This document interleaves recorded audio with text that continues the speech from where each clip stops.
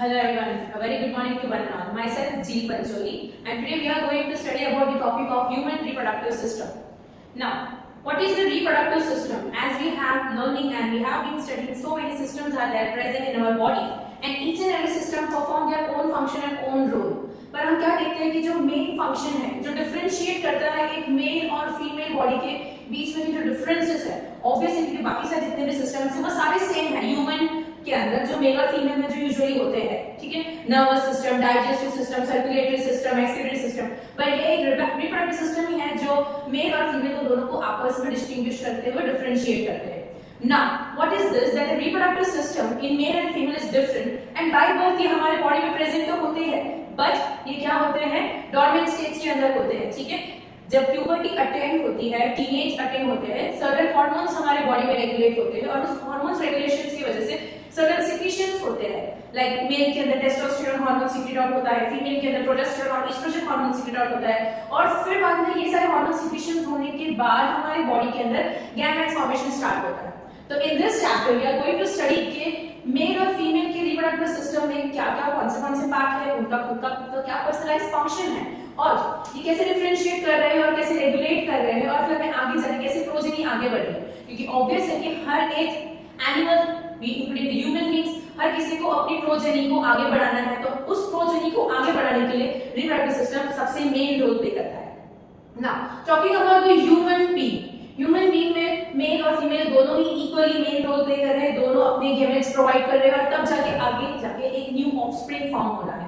Correct. So what we can consider as that the human beings are viviparous. ठीक है, एक female जो होती है वो विविपारस होती है, जो अपने बेबी को अपने वूम में कैरी करती है, एंड दे आर डायोशियस. ठीक है, डायोशियस. और ये डायोशियस क्यों हो रही है? क्योंकि यहाँ पे गैमेट्स की डिवीजन हो रही है. जैसे कि हम देख सकते हैं कि मेल के अंदर स्पर्मेटोजोआ होता है, फीमेल के अंदर ओवम होता है, और फिर हम ये भी स्टडी करेंगे इसके अंदर कि ये स्पर्मेटोजोआ है वो कैसे डिवाइड करके स्पर्मेटोजेनेसिस की प्रोसेस से कैसे स्पर्म फॉर्म करते हैं, और फीमेल के अंदर कैसे ओवा डिवाइड करके with the process of oogenesis ovum form हो रहा है उसके अंदर. ठीक है, तो ये सारी चीजें कहां पे होगी, कहां से कैसे डिवीजन होंगे, वो सब हम स्टडी करेंगे. पर फर्स्ट ऑफ ऑल अगर हम इवेंट्स की बात करें, ठीक है, starting with the topic that the reproductive system, तो ह्यूमन के जो रिप्रोडक्शन स्टार्ट हो रहा है उसमें सर्टेन इवेंट्स होते हैं, और ये इवेंट्स कितने होते हैं? 6 इवेंट्स होते हैं. ठीक है, अब 6 इवेंट्स के अंदर हम बात करें, ठीक है, इवेंट्स जो 6 इवेंट्स है उसमें से फर्स्ट इवेंट कौन सा है?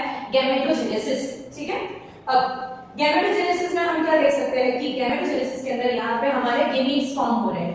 गेमीट्स फॉर्मेशन मतलब क्या होगा कि जब एक प्यूबर्टी अटेंड हो जाएगी तो हमें डिफरेंशिएशन, बहुत सारे डिफरेंसेस देखने को मिलते हैं. There are the primary changes and secondary reproductive changes. Means क्या कि प्राइमरी के अंदर बॉडी के इंटरनल में सर्टेन चेंजेस होंगे, लाइक कि मेल के अंदर टेस्टोस्टेरोन हार्मोन रिलीज होगा, फीमेल के अंदर एस्ट्रोजन और प्रोजेस्टेरोन हार्मोन रिलीज होगा. These are the internal changes, और ये हार्मोन रिलीज होने की वजह से गैमेटोजेनेसिस की प्रोसेस स्टार्ट हो जाएगी.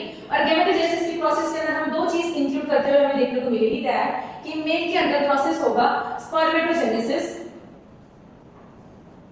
और फीमेल के अंदर प्रोसेस होगा oogenesis का. ठीक है, अब यहाँ पे गैमेट्स फॉर्म हो गए.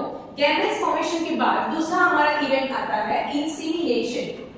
ओके, नाउ इंसेमिनेशन के अंदर हम क्या देख सकते हैं कि इंसेमिनेशन प्रोसेस के अंदर क्या होगा कि when male and female are mating with each other, तो उस टाइम पे जब पेनिस वजाइना के अंदर इंसर्ट कर रहा है, उस प्रोसेस को बोलेंगे इंसेमिनेशन. कि जब मेल अपने स्पर्म को फीमेल के अंदर इजैकुलेट कर रहे हैं और फिर बाद में स्पर्म ओवा को मीट कर रहा है. ठीक है, तो उस जो मेटिंग वाला जो प्रोसेस है उसको हम कंसीडर करेंगे इंसेमिनेशन प्रोसेस के. इंसेमिनेशन की प्रोसेस के बाद हमारा नेक्स्ट इवेंट आता है fertilisation. Okay, now fertilisation process में what we can see that here the fusion of male and female gamete occurs over here. तो इस इवेंट के अंदर मेल और फीमेल गैमेट आपस में फ्यूज करेंगे. ठीक है, नाउ डिटेल में हम इसके बारे में बाद में स्टडी करेंगे कि ओवा जो होता है उसकी मेम्ब्रेन होगी, उसको रप्चर करके बाद में स्पर्म अंदर एंट्री लेंगे. स्पर्म के अगर 2 एंट्री होने से क्या हमें मिल सकता है, ये सब डिफरेंट जो टॉपिक्स हैं उसको डिटेल में स्टडी करेंगे. Now let's just discussing about the events. तो फर्टिलाइजेशन प्रोसेस के अंदर मेल और फीमेल गैमेट्स आपस में फ्यूज करेंगे. फर्टिलाइजेशन प्रोसेस के बाद जब मेल और फीमेल गैमेट्स आपस में फ्यूज हो जाएंगे, दोनों के न्यूक्लियस आपस में फ्यूज हो जाएंगे, तो फिर अगले बाद डिवीजन स्टार्ट होगी, और डिवीजन स्टार्ट होने के बाद हमारा नेक्स्ट इवेंट आता है इम्प्लांटेशन. ना इम्प्लांटेशन प्रोसेस हम क्या देखेंगे कि फीमेल की जो इंटरनल जो यूटेराइन लाइनिंग है, ठीक है, एंडोमेट्रियम लाइनिंग, जो बेड प्रिपरेशन होता है मेंस्ट्रुएशन साइकिल के टाइम पे, वो इसी चीज चीज के लिए होता है कि बेड प्रिपरेशन क्यों हो रहा है। सी सपोज अगर आगे मैटिंग हुआ और फ्यूजन होकर फर्टिलाइजेशन की प्रोसीजर हो जाती है तो उसके बाद हमारा जो जायगोट जो फॉर्म हुआ है, ठीक है, तो जायगोट यहाँ पे इम्प्लांट होगा। तो इम्प्लांटेशन प्रोसीजर मतलब कि यूट्रस के यूट्राइन वॉल के अंदर इम्प्लांट होगा एम्ब्रियो का। फिर उसके बाद हमारा नेक्स्ट स्टेप क्या आता है, हमारा जो नेक्स्ट इवेंट है वो है गस्टेशन पीरियड। ना गस्टेशन पीरियड मतलब क्या कि इस टाइम पे बेबी की ग्रोथ होगी, डिविजन्स होंगे, सेल डिवाइड होंगे, आपस में धीरे धीरे बेबी की ग्रोथ शुरू होगी, हार्ट फॉर्मेशन होगा, लिम्स फॉर्म करेंगे, बेबी की मूवमेंट शुरू हो जाएगी। Means talking about a human body, तो ह्यूमन बॉडी के अंदर जो 9 मंथ का जो पीरियड होता है जिसमें बेबी की पर्सनली पूरी फुल्ली ग्रोथ होती है, ठीक है, उस फीटस की, उस टाइम को हम बोलते हैं गस्टेशन पीरियड, ठीक है ना। आफ्टर द गस्टेशन पीरियड हमारा लास्ट इवेंट आता है पार्चुलेशन पीरियड। अब पार्चुलेशन पीरियड के अंदर क्या होगा, it is consider as a delivery time कि अब 9 मंथ हो गए हैं, बेबी की अच्छे से फुल्ली ग्रोथ हो गई है। अब यहाँ पे यूटेराइन वॉल्स और जो वजाइनल ओपनिंग्स है वहां पे कॉन्ट्रैक्शन रिलैक्सेशन की जो प्रोसीजर है वो स्टार्ट हो जाएगी, हार्मोन्स रेगुलेट होना स्टार्ट हो जाएंगे।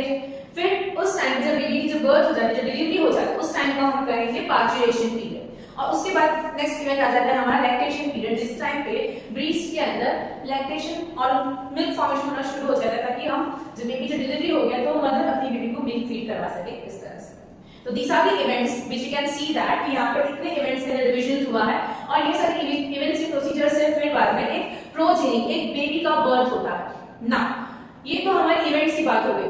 अब मेन यहाँ पे कि ये सारी चीजें कहाँ पे हो रही है उनके बारे में स्टडी करना बहुत इंपॉर्टेंट है, ठीक है। That the main topic is that what mail and female reproductive system, कि यहाँ पे ऑर्गन्स के बारे में हम स्टडी करेंगे, ठीक है। ऑर्गन्स डेवलपमेंट के साथ साथ हम यहाँ पे क्या देख रहे हैं कि जो प्राइमरी और सेकेंडरी चेंजेस है, लाइक कि जब एक बॉय है और एक गर्ल है, दोनों में हमने क्या आगे स्टडी किया कि दैट कि उनकी जो बॉडी में जो रिप्रोडक्टिव ऑर्गन्स है, ठीक है, तो जिसकी मेल के अंदर टेस्टिस प्रेजेंट है, ठीक है। अब ये टेस्टिस अब तक क्या थी, एज अ डोर्मेंट स्टेज पे थी, यहाँ पे कोई फंक्शन नहीं चल रहा था उनका, पर अब क्या हो गया कि टीनेज अटेन हुआ है। अब सब में देखो, सब में ये एज डिफरेंट एज में हिसाब से सबकी बॉडी की ग्रोथ और डेवलपमेंट के हिसाब से उनको टीनेज अटेन होता है और सबकी बॉडी डिफरेंट टाइप की डिफरेंट एज के बाद गैमेट फॉर्मेशन शुरू हो जाती है। ओके, तो हम क्या देख सकते हैं यहाँ पे, फर्स्ट इज दैट कि जो मेल पार्ट है, मेल की जो टेस्टिस प्रेजेंट है जब तक डोर्मेंट स्टेज पे थी, वो अब क्या हो गई, अब टीनेज अटेन होने पे एक्टिवेट हो गई।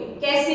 क्योंकि मेल के अंदर अब वो हार्मोन रिलीज हो गया है। कौन सा हार्मोन? Testosterone hormone. अब टेस्टोस्टेरोन हार्मोन की रिलीज होने की वजह से अगर हम सेकेंडरी रिप्रोडक्टिव चेंजेस की अगर हम बात करें तो हमें एक्सटर्नल चेंजेस में क्या देखने को मिल सकता है, दैट कि एक्सटर्नल चेंजेस की हम बात करें तो मेल के अंदर जो एडम एप्पल है वो थोड़ा बाहर ग्रो होते हुए देखने को मिलता है।